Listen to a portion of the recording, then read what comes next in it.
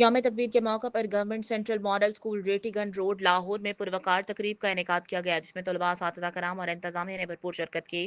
तकरीब के मेहमान खसूसी वाइस प्रिंसिपल सैयद अब्दुल वाहिद थे। तकरीब का आगाज़ तिलावत कलाम पाक से हुआ, जिसके बाद मुकर्रीन ने यौम तकबीर की अहमियत और पाकिस्तान के दिफाई इस्तेहकाम में इसके कुलीदी किरदार पर रोशनी डाली। राफिया मुसरत, कारिया बतूल, अनम नज़ीर, शाहिद अरशद और मोहम्मद याकूब ने तकरीब के इंतजाम और इसे कामयाब बनाने में नुमाया किरदार अदा किया। तकरीब के अख्ताम पर वाइस प्रिंसिपल सैयद अब्दुल वाहिद की क़यादत में एक पुरजोश रैली निकाली गई, जिसमें तलबा ने अफवाज पाकिस्तान मियाँ नवाज शरीफ, मियाँ शहबाज शरीफ, मरीम नवाज और डॉक्टर अब्दुल कदीर खान के हक में फलक शगाफ नारे लगाए।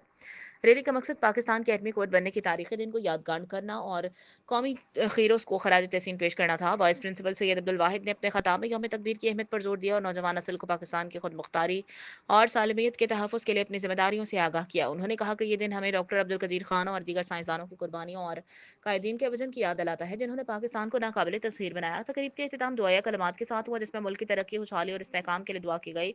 HM Fayaz, PNP news channel, Lahore.